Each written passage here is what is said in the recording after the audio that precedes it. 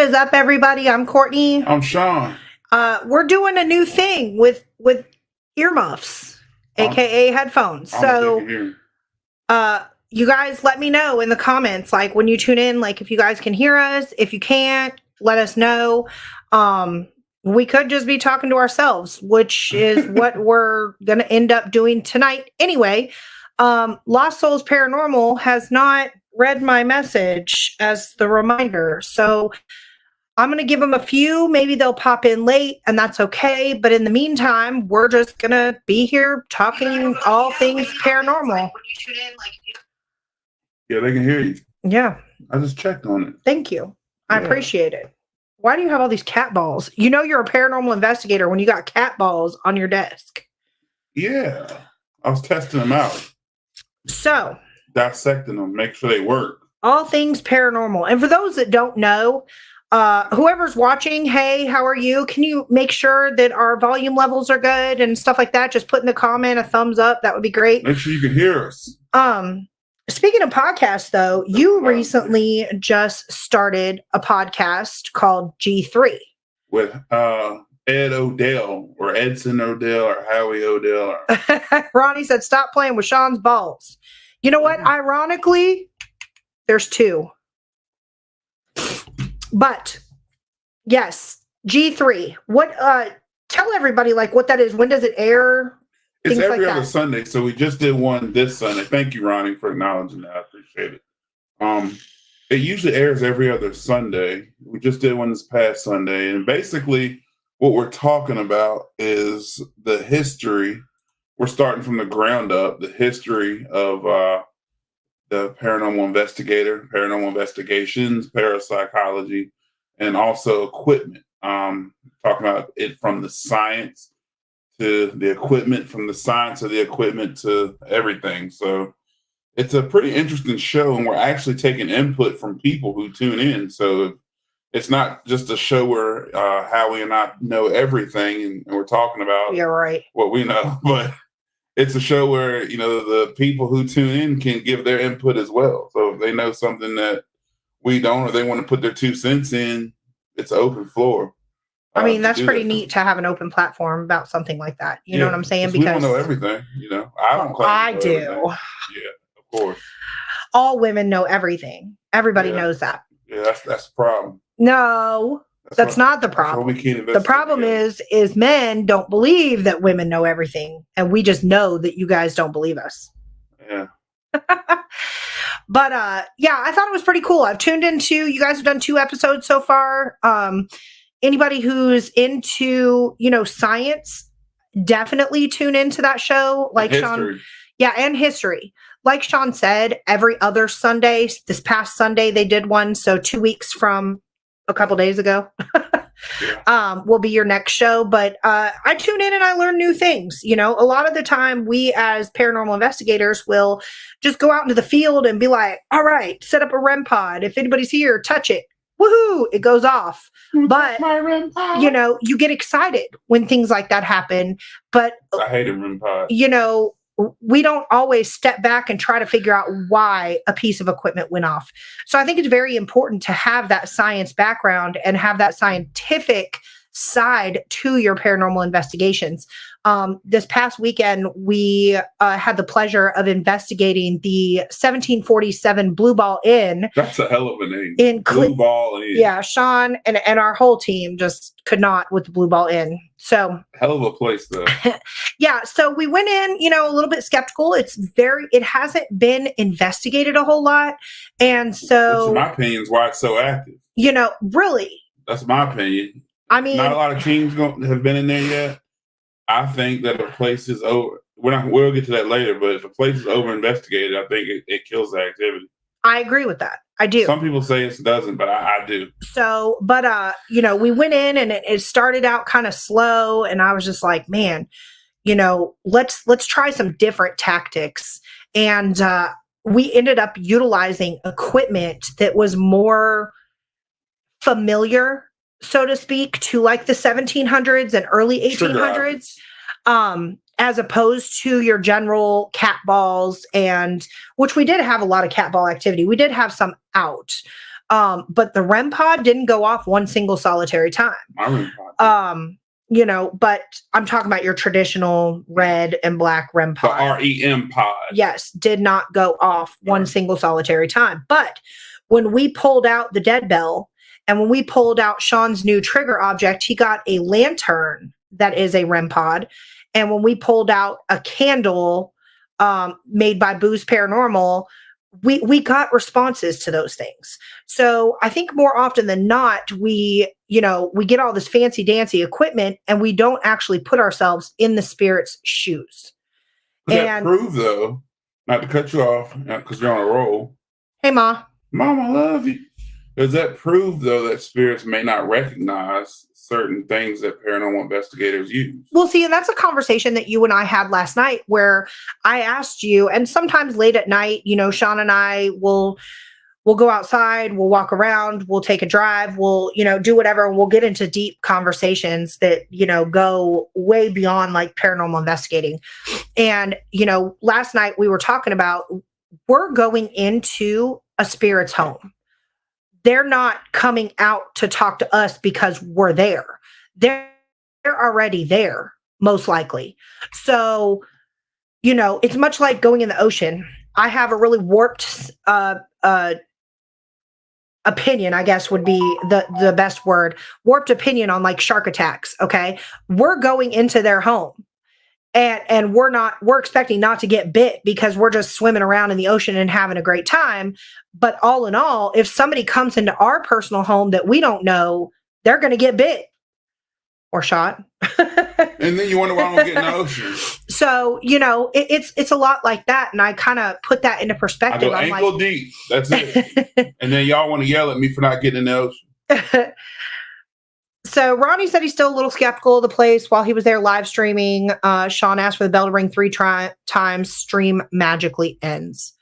Hey, Ronnie. Well, I'll respond to Ronnie Rickard. Okay. You can't go based on a live stream or a video from somewhere. To form an opinion about a place, you have to go to that place. I agree. Again, I don't believe we got a response to the bell 3 times in that particular place.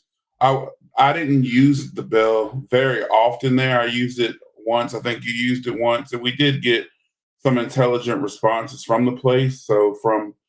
And you can trust, you don't have to trust that place. You don't have to trust me, but from investigator to investigator, I can tell you the place was active for us. You may go and get a shit ton of activity. You may go and get none. As investigators, we all are to operate very skeptical.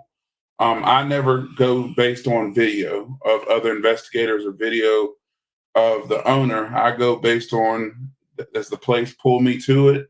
Is there interesting history of the location that intrigues me to go there? That's what I base my investigations on. Right. Is it something that I feel that I would like to go check out and see for myself?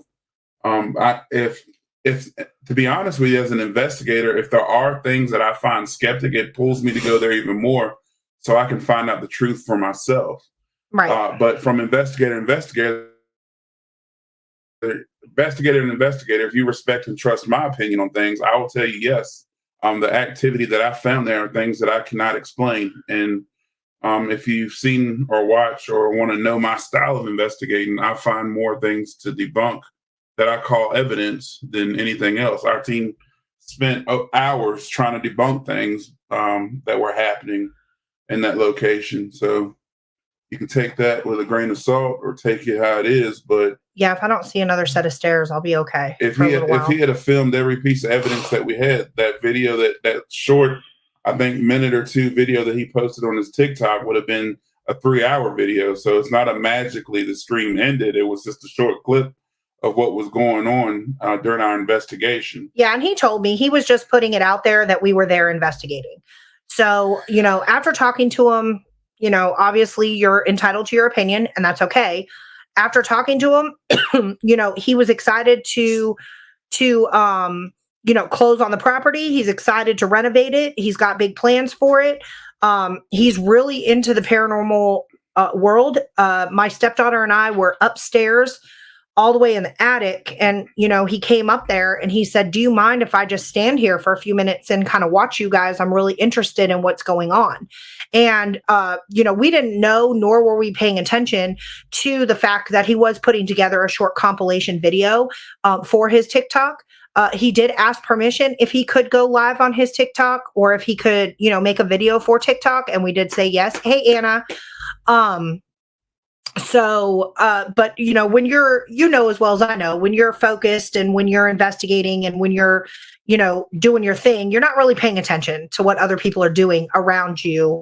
As far as, well, that was poor wording, because I do pay attention to people around me, but I'm saying like, maybe outside people that are just observing, or something like that. I do pan the room and try to figure out, like, if a piece of equipment goes off, like, is somebody on their phone? What are they doing? But it was just the two of us up there, my stepdaughter and myself. She was standing directly next to me. So I really was not aware of, the videotaping that was going on. I will say this. I utilized Lonnie Day. Wow. What? Well, first off, before we get hold on, wait a minute. Stop the whole podcast. Go any further, Ronnie Rickard. Shout out to Middletown Paranormal, yes. By the way. We got Middletown. We got Bedford. We got Bedford Paranormal, Ronnie Anderson. We got Anna. She's a fellow teammate of ours. I want to, first of all, shout out to the people who come in here and say hi to us all the time. But wait a minute. But we got my brother from another mother in here. We got family up in here, Mr. Lonnie Day Jr. Now, this has nothing to do with paranormal. But those of y'all who know me on a non-paranormal level, some of you know me on a music level. Some of y'all know about the things I've done outside of the paranormal world. And one of the reasons why I was able to do the amazing things I've done in music and travel and play in Nashville and play on the radio. Actually, the first song I've ever put on the radio was with that man, Mr. Lonnie Day. So that dude rode with me for a long time, playing music, and I owe a lot to that guy, Mr. Lonnie Day. That man had my six for many years. We can just stop the whole podcast. I haven't heard from Lonnie in a little while. Lonnie decided to up then and his punk ass moved and left me hanging. Yeah. But we got Lonnie Day in the room. And Deshaun Ludwig. Deshaun Ludwig's in the room. Yeah. So back to the whole paranormal thing and back to, locations and stuff like that. And my whole life I've been like this. I am a try it once before I form my opinion person. So I could have 100 people tell me, Courtney, that location, it may be abandoned. It may be run down. It's not haunted. You don't want to go do that. I'm going to go do it anyway, because that's what I want to do. And if it's not haunted and I get no activity, chances of me going back a second time are slim to none. But at least I can say that I tried it for myself, and I feel like there is something at the Blue Ball Inn. I do notice that a lot of things, we had this conversation last night. We'll get into this a little bit too. I do see a lot of people enter a location. Hey, Kathy, we got all kind of cool people popping in here tonight. All the cool people are with us. I love it. So, a lot of the time teams will walk into a location, kind of scan around, maybe like walk, into a few. Crystal, ghost hunting housewives. Hi, baby. They'll walk into a location, walk into a few rooms, come out and be like, I don't feel anything. I feel like that almost, puts like a negative aura in the air. Like, just because you don't feel anything in the first 5 minutes, sit down, stay a while. Like, you might at that point feel something. You know what I'm saying? So, to tell you a little bit about the dead bell, Ronnie Rickard, when I wasn't getting any responses with the traditional REM pod and the other tactics that I was utilizing in another room, I went ahead and I borrowed Sean's bell. And I said, hey, can I utilize your bell? That almost started a fight, by the way. So I stole the bell and I went to another room and I sat down. And earlier in the evening, my fat ass got a cinnamon roll from Cinnabon. And I was getting hungry because, snacks on an investigation are a must have. So I sat down, I started eating my cinnamon roll. And, my stepdaughter had the spirit box going, and we got absolutely nothing on the spirit box. I'm talking not even one single solitary word. And right before we were about to shut the spirit box down, clear as day, when I had asked, is there anybody in here that wants to communicate with us? If so, now's your chance. The name Esther came across the spirit box. From the history that I was given by the owner, the name Esther did not come out. So I decided to kind of capitalize on that. And I asked if Esther was in the room, could she ring my bell 2 times? Ding, ding. And it took a second, but then the ding, ding came. So at this point, I'm sitting here and I'm like, okay, what are we communicating with? Like, you know, I was getting kind of spotty responses with the bell. So I said, me being the jokester that I am, I said, do you want a bite of my cinnamon roll? You can ring the bell 3 times, ding, ding, ding. Well, nothing happened. So I then said, do you know what a cinnamon roll is? Can you ring the bell 3 times, ding, ding, ding? And the bell said, ding, ding, ding. So whatever we were communicating with, Esther knew what a cinnamon roll was, clearly didn't want a bite of it, but she knew what one was. So, you know, we kind of rolled with that one. Then later on in the evening, as we were touching base and taking a break from investigating, I told Sean what happened in the living room. And he proceeded to, when we got back to investigating, we were doing a knock test. Esther, if you're still here, can you knock back? And he knocked on the wall, and there was an instant knock back. And it was very loud. It sounded human-like. So that caused us to start walking around the house, doing a head count, making sure that all of our team was accounted for, and things like that. All of our team was in the same room. There was nobody else in the house. So, you know, we proceeded to do the knock test, as I'm calling it, on multiple different occasions and got intelligent responses back. So the house, you know, it could be called Blue Ball Inn, but I'm going to call it the house that knocks back. Yeah. Because that thing was a knocking. All in all, do I find it to be a successful investigation on Saturday? Yes, I do. Will I go back a second time? Probably.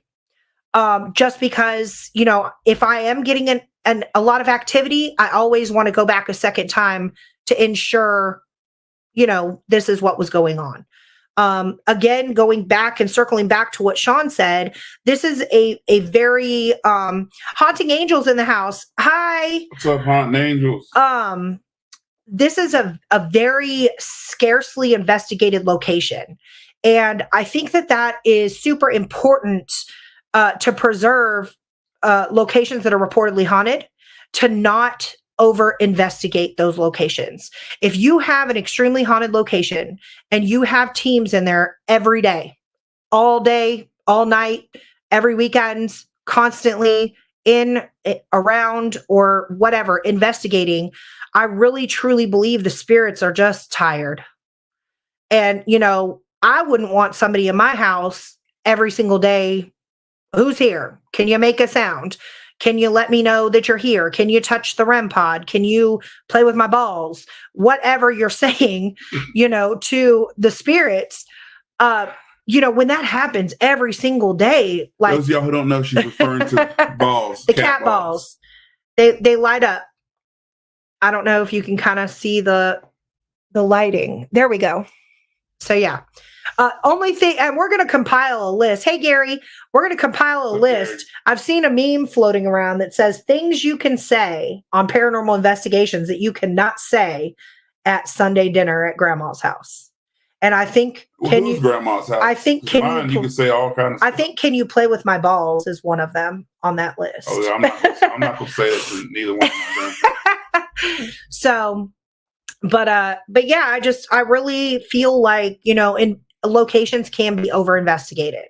And I get it. There's a lot of locations that need the money for restorations. So as many bookings as you can get in there, go for it. Like I support that. I do. I am a wholeheartedly a supporter of preserving history. So, and if I can see that my money is going back into renovations, that makes me happy. It does. Because a lot of the time, you know, I'll pay a pretty penny for a location, and the next time I go back, it looks exactly the same. Kathy said balls, LOL. Well, I seem to get a lot, and this is no shot at Ronnie.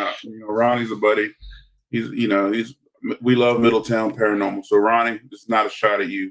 But he brought it up, so I got to talk about it. But I seem to get a lot of flack about the dead bell because it dings. I want to put that disclaimer out there. The dead bell is an electronic bell. It will ding when it gets a certain amount of EMF. So a lot of people, so periodically, although I've been in places where the bell is completely silent, it will not ding at all. There's nothing going on around it. If there's no EMF, no static, no magnetic, none of that stuff around it going on. We can go all day long on what theory we could come up with scientifically to make the bell go off. It will not go off. The way we investigate with the bell is to trigger it to ring more than once and respond to a question. Now, the rule of thumb that we go by, and I don't know if it's a typical rule of thumb with all paranormal investigators, is we give something 10 to 20 seconds to respond. Those of you who've been investigating for a period of time know that not everything responds to you right away. Not everything is instant.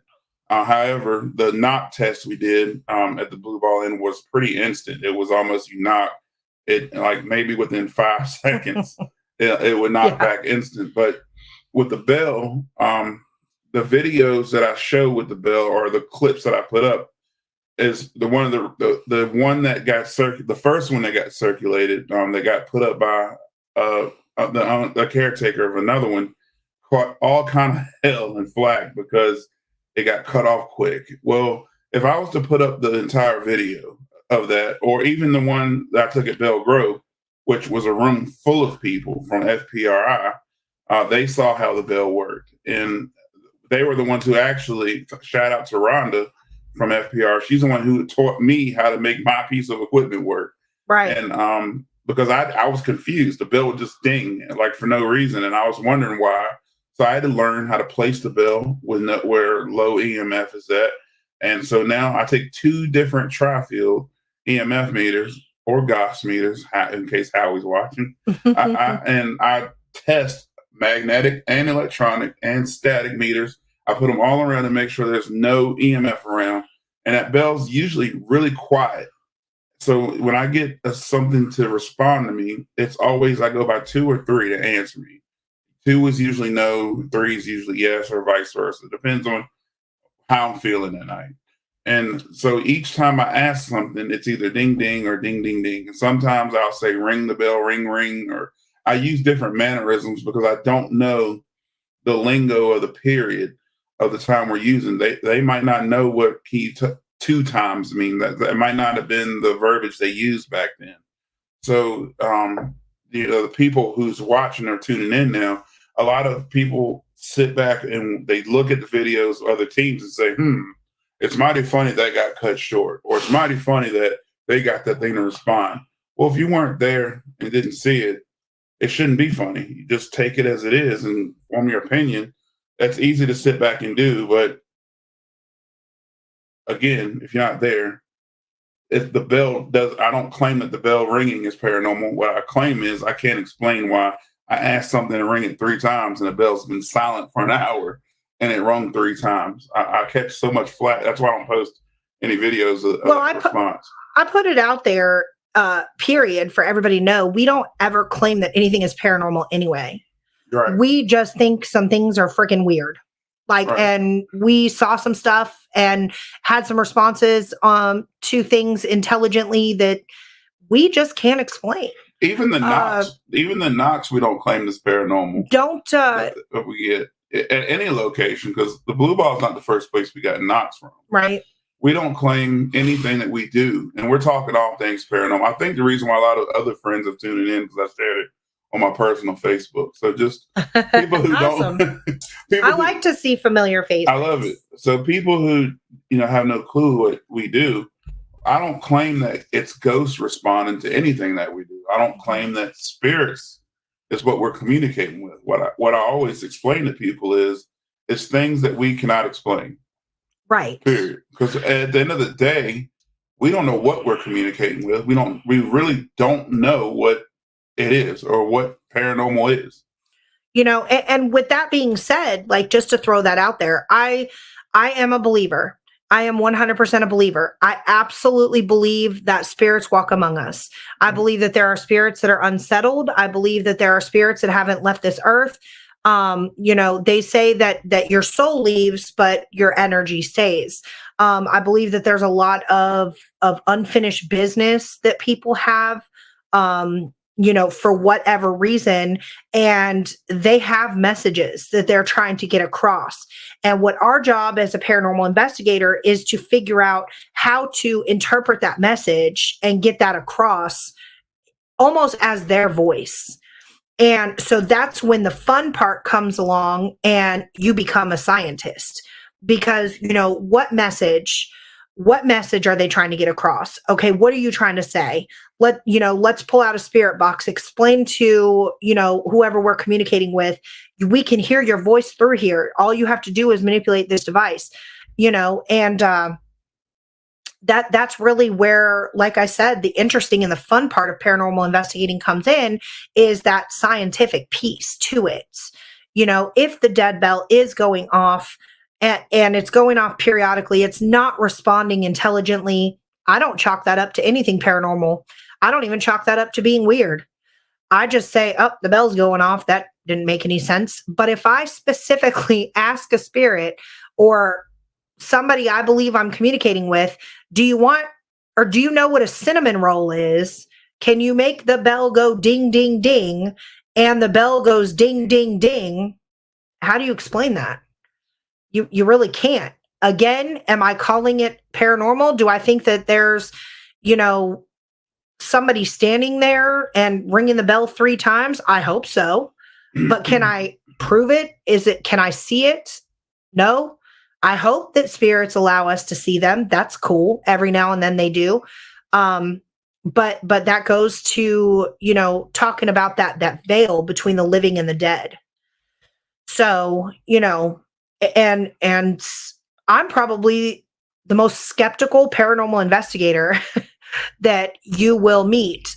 Sean and I, we try not to review evidence together, but sometimes we get inundated with evidence and we have to sit here together. But the reason that we try not to review it together is because it ends up in an argument, dust orb, paranormal, not. Did you hear that? Why not? Let me rewind it. Let me slow it down. And I'm going, you know what? It was dust. We walked in. Calm down. Don't rewind it. Stop. Are terrible. You know what I'm saying? And then he calls me blind and he calls me deaf. So, it's a matter of, it really is a matter of opinion. Like when reviewing evidence, Sean over here is a hunter. He hunts during hunting season. So his ears are better than mine. He can hear a deer walking up, and I'm sitting here like, I don't hear shit. Same with his eyes, he'll be like, do you see that in the woods? And I'm like, see what? I could have my glasses on. And no, I don't see it. Again, that's that ex-military training. That's that hunting training, things like that. So somebody's opinion might not match your opinion. That doesn't make it necessarily wrong. It just causes, some conflict on evidence review, or causes conflict in the field sometimes too. And questions cause conflict. They do. And I don't mind questions. Like, ask me if somebody sees something that I happen to post. And that's fine. Question it. Ask me, well, what happened after that? Or why didn't you react to that the way I would have? Right. And we've done several podcasts on that. So, we've already kind of answered all those questions. But ask me, I don't know. Come to me and find out why. The questions here won't cause conflict. Ronnie. Last week I was seeing all sorts of movement out of the corner of my eyes, like they were visiting each other. And you know Ryan, what? I'm glad you said I brought that up. That was another topic I wanted to carry. I think that's cool. You mow a cemetery. Yeah, that's pretty dope. But Ronnie, so a lot of people have asked me about spirits being in the cemetery, and I brought that up, and I'll bring it up on probably several future podcasts.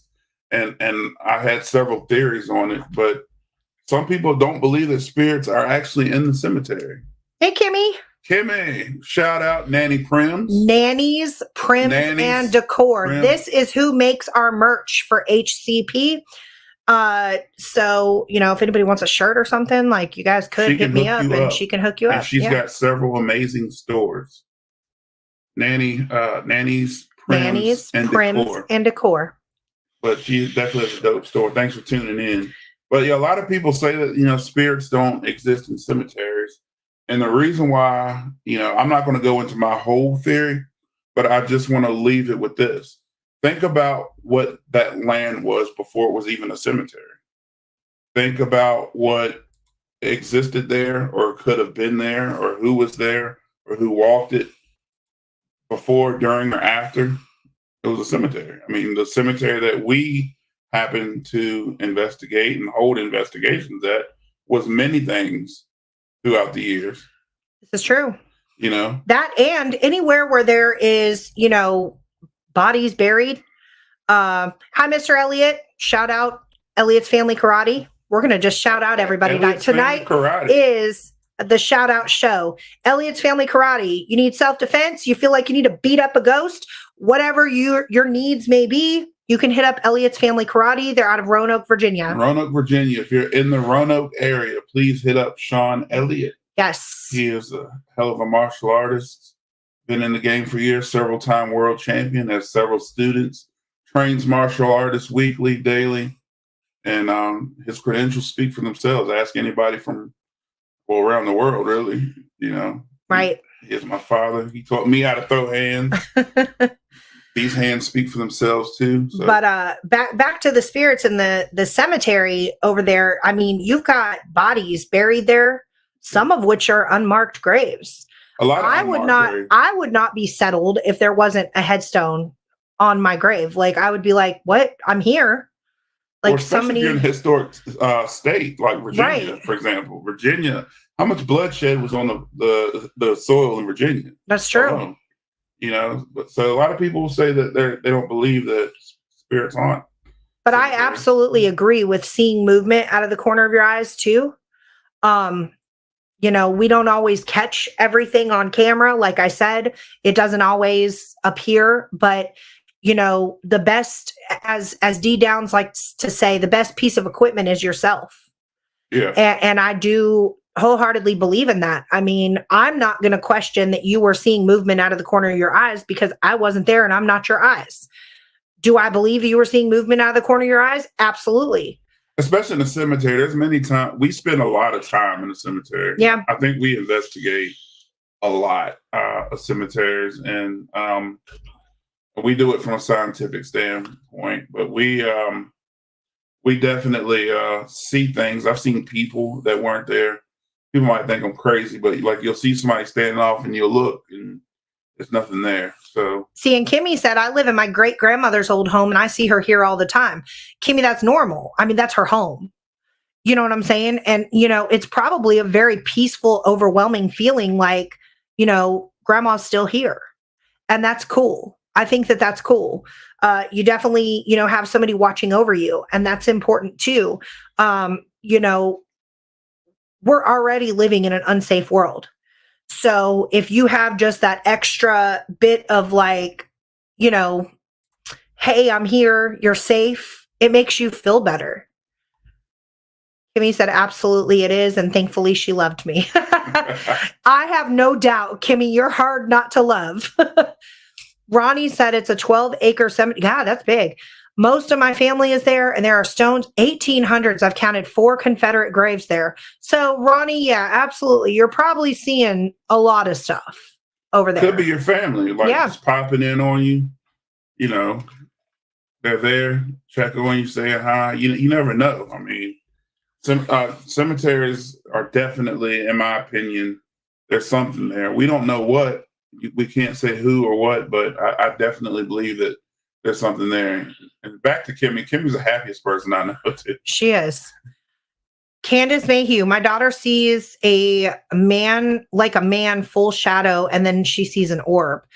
How old is your daughter, if you don't mind me asking? And the reason I'm asking that is because they say that a lot of kids under the age of 6 that's like when they're the most open-minded. And so they will see things that we aren't able to see, because as we get older, we tend to become more closed-minded people. Just society makes us that way. So I absolutely do not doubt whatsoever that your daughter is seeing 14. So we have Sean's daughter on our team. She's 15 years old, and she sees things before I will. If there is a shadow figure, if there's an orb, anything like that, she sees it. And you said she's been doing it for years. Yeah, I don't doubt that. Definitely has like an intuition she could capitalize on for sure. Yeah, she might have that extra thing that we. Ronnie said his family could help. You know what, Ronnie? Ask him next time. You never know. You might hear a phantom weed eater. Candace said you know him. I do. Awesome. I do. What's up, Candace? It's been a while since I've seen y'all, but it's been a minute. Kimmy, you are correct. We will touch on that actually for a second. We did a previous podcast where we talked about animals seeing things that we don't see. And it's actually believed that having a cat around is good to absorb because they absorb negative energy. So,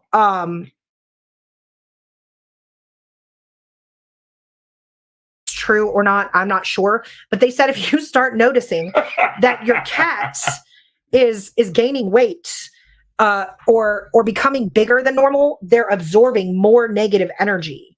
And that if you have a cat in your house, you should have more like peace in the house. I do wonder how they found that out.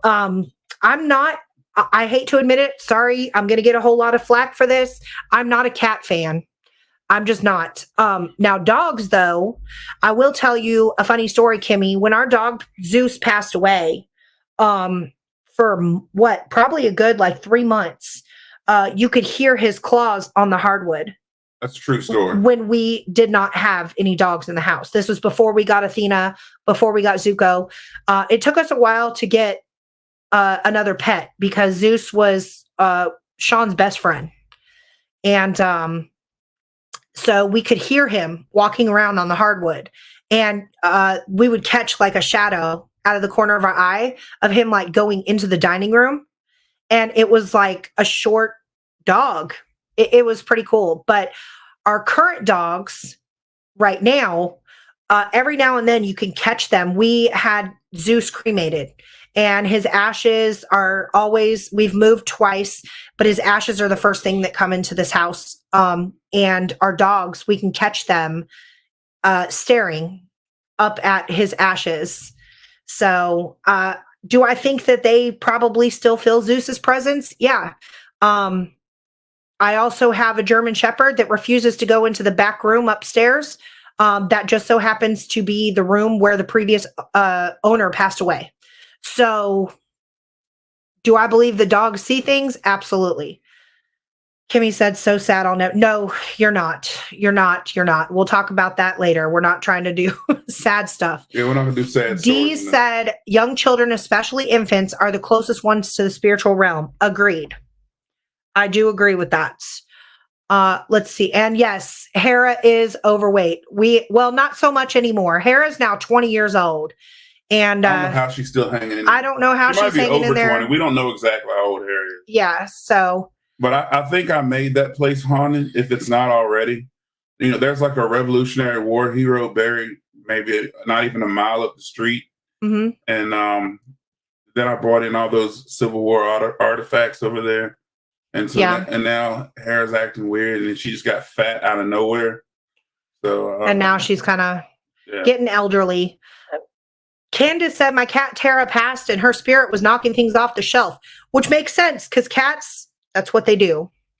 They just knock things off the shelf. And she had her cat cremated too. So at least you're keeping the cat with you, and I think that that's cool. Kimmy said we don't deserve animals. Kimmy, that's the realest statement that I think I've heard. I've seen that all over online. You know, there are days where I look at my dogs and I'm just like, I don't deserve you. I don't. The most loyal creatures that you can have is an animal. They are. They're more loyal than humans. So, and funny story and fun fact about me and Sean, we have assigned voices to our dogs. So somebody about to come lock us up. We're about to go to the loony bin. I'm pretty sure the men in white coats are going to like knock on the door. But so my voices have dogs. Or Your voices have dogs? My dogs have voices. My voices might have dogs. They probably do. You know, What the hell? You know what I do for a living, right? I told y'all I'm about to get locked up. My dogs have voices and I do converse. See, all right, Candace knows. Her cats talk too. I'm trying to tell you. So they talk. I'm not the only crazy person. But I'm about to sign you out. But anyway, they've got like huge personalities and we talk to them all the time. And Zuko has told me he wants to go on a paranormal investigation with you. Zuko is not going to do good on a paranormal investigation. First of all, he's going to pee on everything. He's going to pee on everything. That's not going to work out too well. Candace said she was our first cat and passed very suddenly. We don't know why. Oh, I'm sorry about that. And she said her current cats holler mama and hello. And Kevin said, I pee in their crate. You pee in whose crate? Or why are you in a crate? Dee said she wants to hear the voices. We'll have to call her later with the voices. All right, I'm going to call you with the voices later. Yeah. Because our German Shepherd, despite being a German Shepherd, I think might be British. No. Did we decide British or French? How's a German Shepherd British? Because she's very like... She's German. She doesn't even... we speak to our dogs in German. So how is she British? Kevin says, my wife says I snore. Kevin, most men snore. It is what it is. Well, back to the paranormal thing. How many of you in this room have seen a full body apparition other than Kimmy? We know that Kimmy saw her grandmother. But have you seen an apparition? You've been investigating for a while. Other than the picture you got. So you got some I like to call paranormal gold. Have I? In all these years of investigating, like a lot of people know me from the music side of things, that they didn't even know that when I wasn't playing music and I wasn't fishing or hunting or four wheeling, I was chasing ghosts. So, and all those years of doing that, I've only physically seen one full body apparition, but I've never got one on a picture. You are the one that, of course, you of all people have gotten two so far. Three. Well, one was a shadow, like coming out of the snow, and it resembled like a body. And anybody that wants to see these pictures, I do have them, and I'll be more than happy to send them to you. But as far as full-bodied apparitions, I have captured two. And then we were hosting a public investigation, and a young girl that was investigating with me captured a soldier in a section that just so happened to have Confederate soldiers buried right there, which was super cool. Kevin said he hasn't seen one, but he wants to. Candace said, I have before giving birth to my daughter. I saw my nanny Lois and cousin Adam. And Kimmy said, does it scare you? To answer your question, have I ever seen one, like walked into a room and saw a person? I'm going to say no. Have I felt presences in rooms? Yes. I'm more leaning towards Ronnie. I've kind of seen things out of the corner of my eye and not been able to like catch it fast enough. Like by the time I turn my head, it's gone type deal. I know recently though, just so everybody can hear about it, you saw your second full-bodied apparition about a month ago. Yeah. What did you see? So we were at the cabin on the 360. Shout out Ryan Jones, Dennis Eslock. Who is Rabin? Ryan Jones, Dennis Eslock. We can't talk. They run the cabin on the 360. If y'all don't know about the cabin on the 360, check it out. It's extremely haunted location, and we'll probably be back. But I was standing there with our team. We were getting a crazy amount of activity with our equipment in the living room of the rancher, and that's the place where a brutal murder took place at. And I looked back, and I saw a man in overalls standing there, taking a step forward towards me, and I jumped into my Elliot's Family Martial Arts karate stance. Scared the shit out of me. And I mean, it didn't scare me like I screamed and ran, but somebody's taking a step at you that wasn't there. It was that shouldn't have been unsettling. there. It was very unsettling. Right. So it was kind of like, oh. And then but you saw one when you were younger, and it was actually settling too. No, that one was, it was 1992, I believe, 92, 93. I was playing with my toys, looked up, and my Nana died like a week before.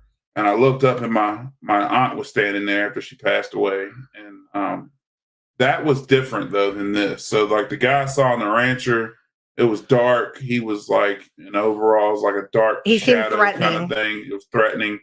But Nana was just standing there peacefully. Right. It was real calm situation. It was never nothing. Like it was just weird. Like it was weird. It was just like, I see you, you see me, and then she was gone. Right. It was never like the movies. She wasn't see through. It was like me and you sitting here. Right. But those are only two I've seen. We've been in the most haunted locations that you can get into legally in Virginia. You know, we've been into a few ones that we weren't supposed to be in back in the day. But we've been in some places. I think we caught one on camera. Right. But we haven't I physically seen. I've seen shadow figures. Hey, John. Especially, what's up, John? At the Rainworth Inn. That was the most interesting as far as shadow figures. You know, when you've seen shadow figures in locations, you see them out the corner of your eye and they go away. You look and they're gone.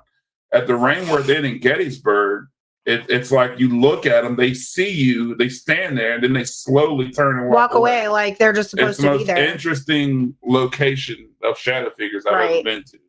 Now, and even caught one on camera. I do have that evidence. I caught it on a body cam. Actually, I caught one on the stationary cam upstairs. That's awesome. Yeah, that was interesting. Kimmy said, "Does it scare you?"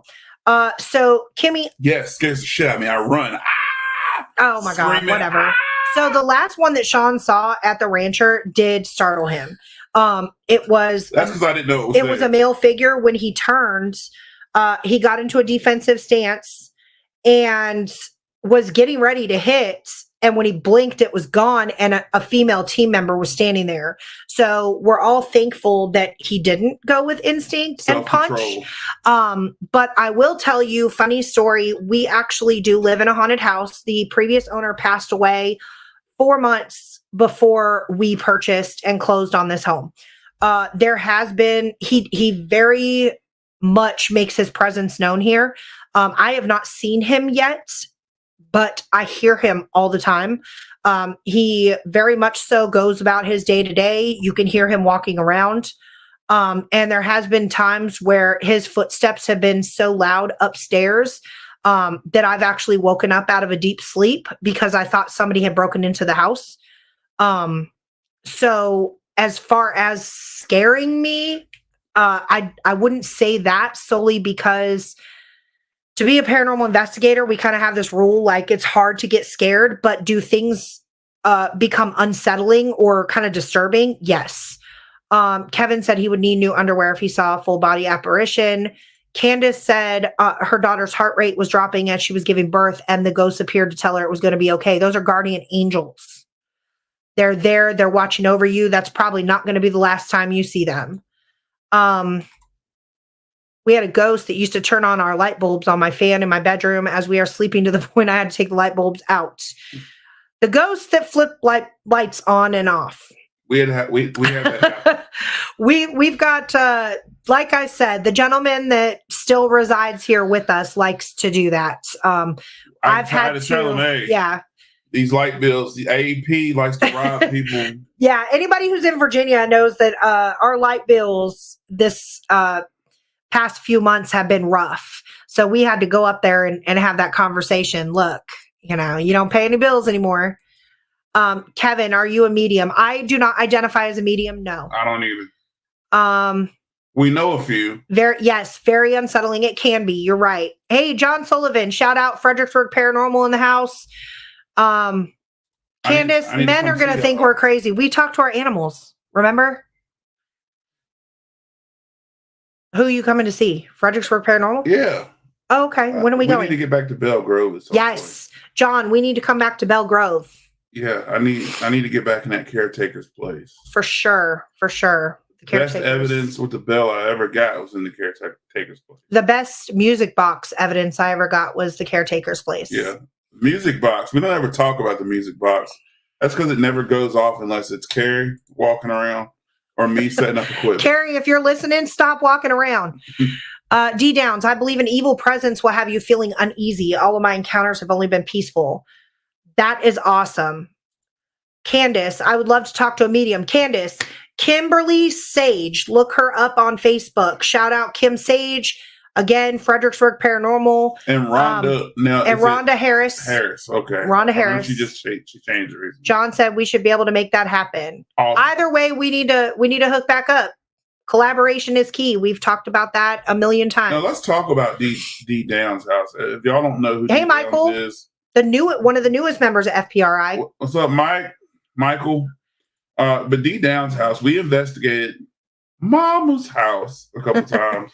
Mom does have some I believe it might be one or more from what we've gathered there, but Mom had some weird stuff happen in her house. She did. And definitely something there. I'd love to get back in there one day. Mom, you got too many plants though. You need to get rid of some of these plants in the house. You can't. Mom is in her plant era. Yeah, Mom has all these plants over there. That might be what's causing a lot of this energy over there. These plants. You know what? If you can get past the plants, it's like walking into the jungle. Yes. But yeah, Mom's had some interesting stuff over there. We've had a lot of REM pod activity, unexplainable doors opening and closing over there.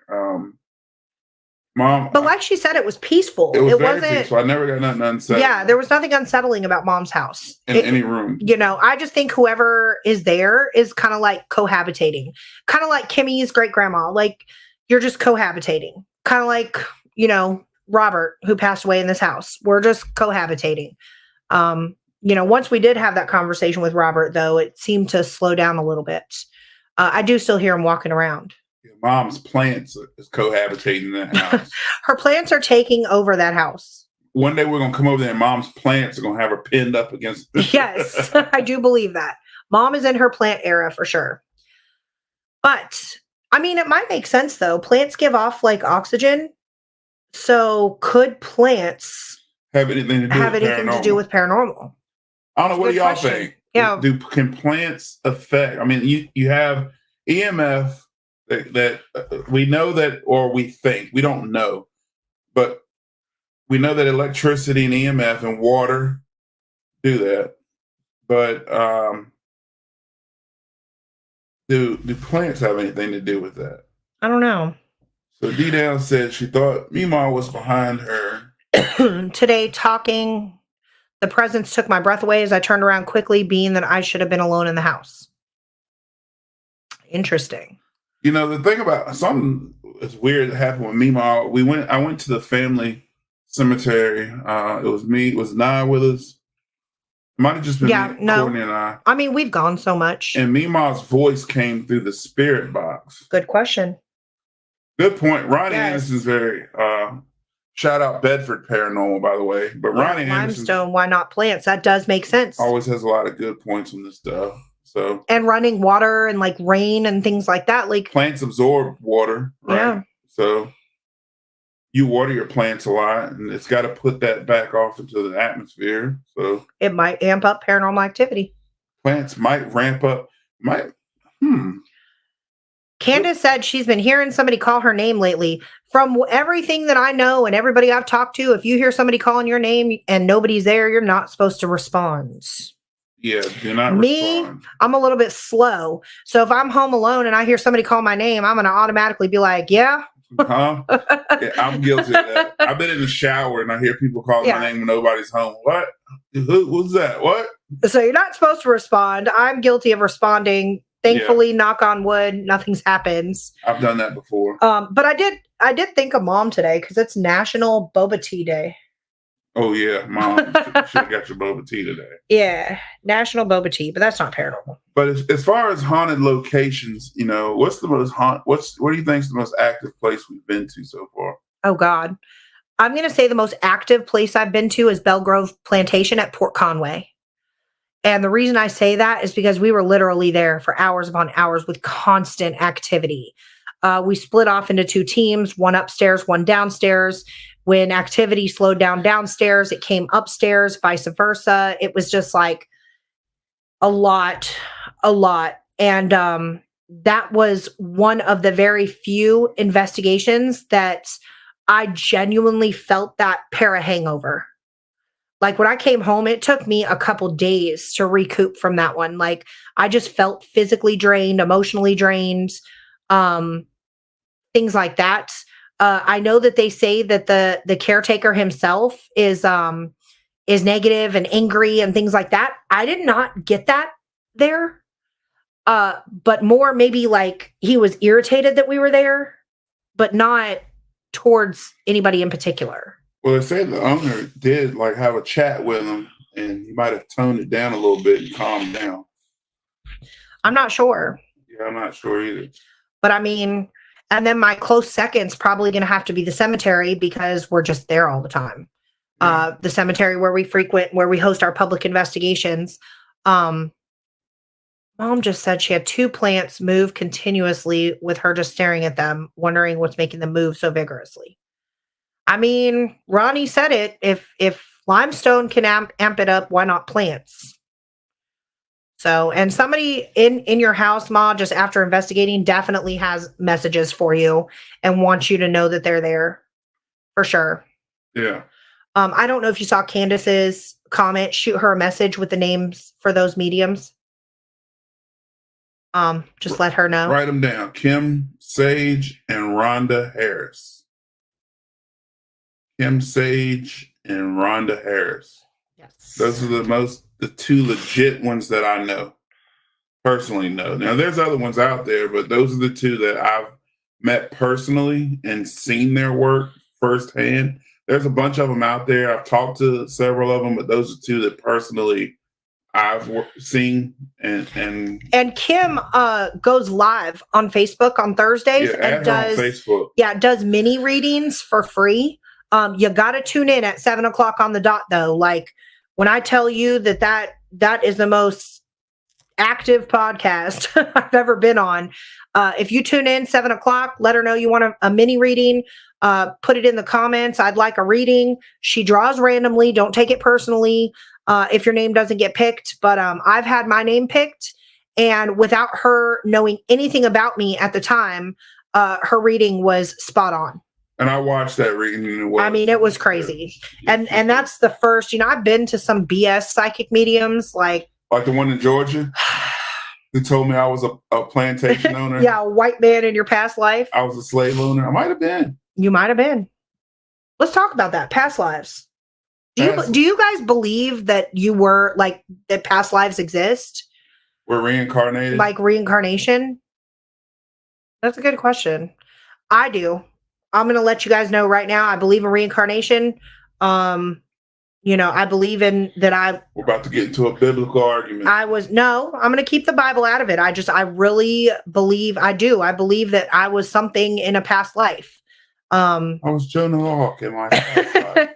I'm not going to give away my age, but I feel like I know things that. It's 51.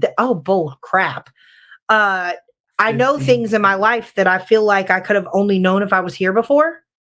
Or I'll encounter something almost like a deja vu, but I've never actually been there before, physically that I can remember. So maybe I was there in a past life. I don't know. What do you guys think? Past lives. Our podcast is coming to a close, so we can leave everybody on an open-ended question. Yeah, we'll reconvene. Yeah, I like it. We need some insert suspenseful music here. Right. I don't have any. Where'd you sleep last night? Yes. So I appreciate everybody tuning in. We're going to wrap it up. I apologize. Lost Souls Paranormal you guys were supposed to talk to them tonight, but you got stuck with us. No call, no show.